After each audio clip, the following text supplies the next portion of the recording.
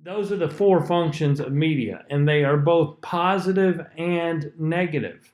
The surveillance is a positive thing, but at the same time, it can be a negative thing because the media chooses what I get to see. Correlation can be a positive thing, but it can be a negative thing. And we see more and more often, more and more frequently in the media, they're telling us what we should think about issues, and what they're telling us may not be consistent with what we believe. And in cultural transmission, we're being, whether we like it or not, we're being shaped by the media that we consume.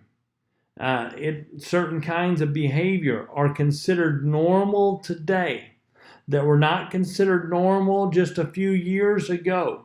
And what normalized it was its presence in the media. And the more you see it, the more you think it's normal. And the more you observe these different kinds of lifestyles, the more you begin to think, well, there are a lot of people in the world that are like that, when there may not be very many people in the world like that or who think like that. And so media has a way of shaping culture, and that can be a positive, but it certainly can be a negative. And then finally, entertainment can be a positive, but it can also be a negative. It can take away from the value of your world. It can limit your exposure to real world interaction. You can cut yourself off from your family. You can cut yourself off from friends. You can shut yourself off and isolate yourself in the outside world, and that can be a negative thing. So as consumers of media, we need to be aware of the way that media can influence us. And some of this is going to overlap with what I've already said, but I'm going to give some definition to some things.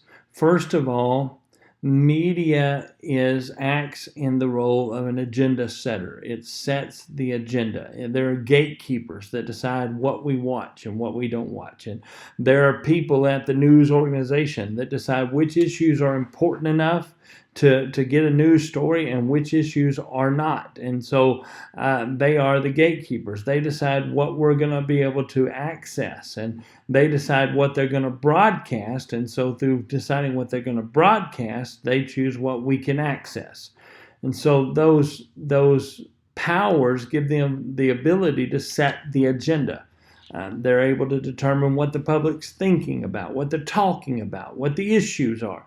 You'll watch when a certain issue becomes a hot topic, man, it's everywhere you turn. Everything that you see in media is projecting that, and everybody that you talk to is aware of it, and it shapes the discourse. And then there are some times whenever there's a hot news item, and then all of a sudden it changes. Something else happens. There's an earthquake or a hurricane, and the whole news cycle changes immediately. And what was so important just a few moments ago is no longer so important.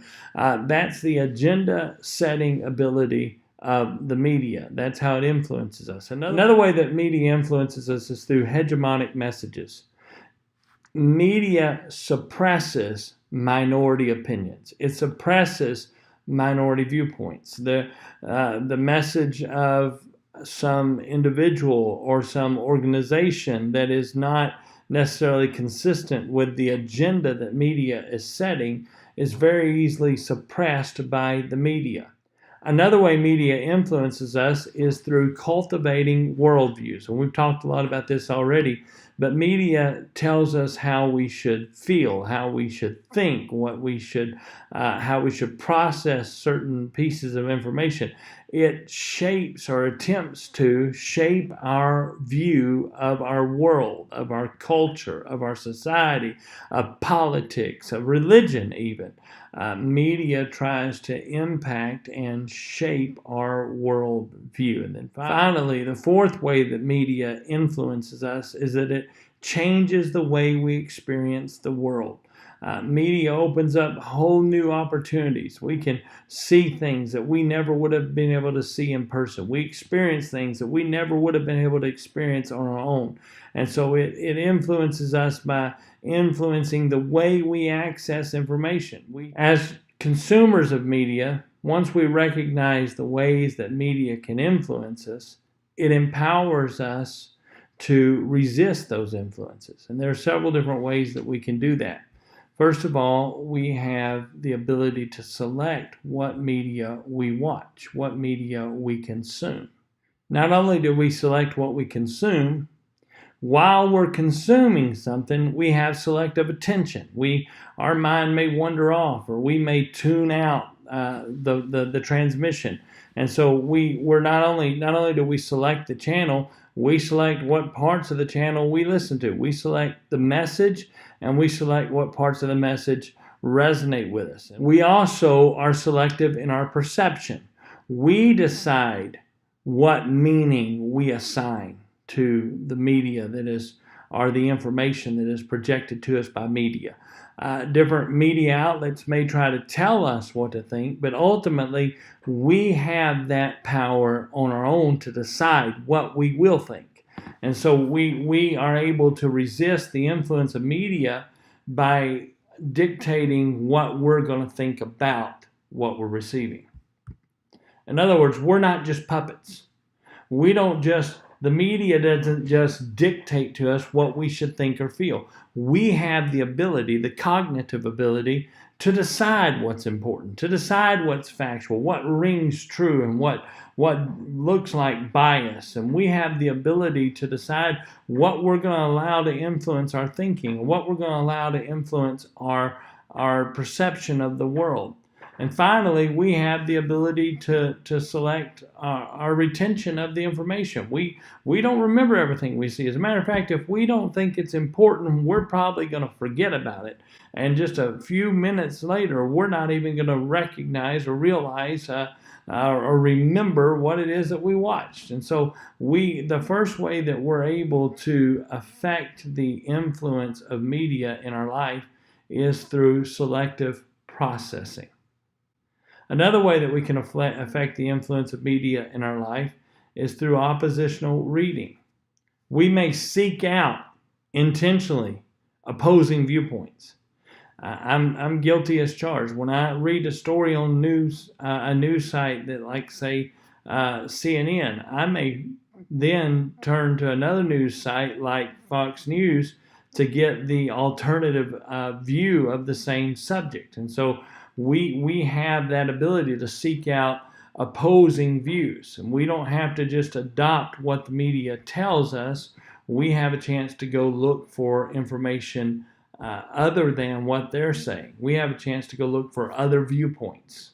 Finally, we can resist media by determining what media we use for our own gratification. We decide.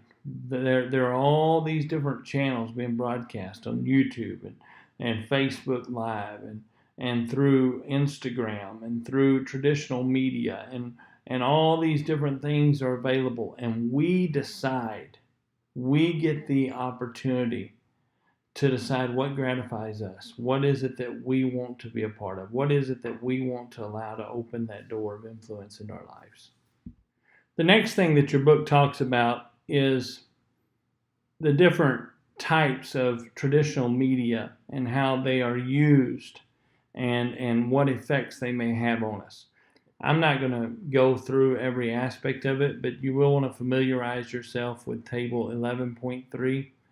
Particularly, I want you to know what the different traditional forms of mass media were used for, what their value is. Newspapers are used to pass time, to find mundane information. Magazines are used to find detailed information, to gain access to valued subgroups, because magazines tend to key in on subcultures. And radio is used again for pastime or to find mundane information. It's also used to regulate moods, to ease loneliness. We use radio sometimes for information. Television is also used as entertainment media to pass time, and you might not think about it this way, but for the lone or the widow or the person who lives alone, the television provides companionship, or even YouTube videos may be used in the same way to provide companionship, to keep in touch with events, to help folks relax, or to find a way to escape their everyday life. So that's the function of television.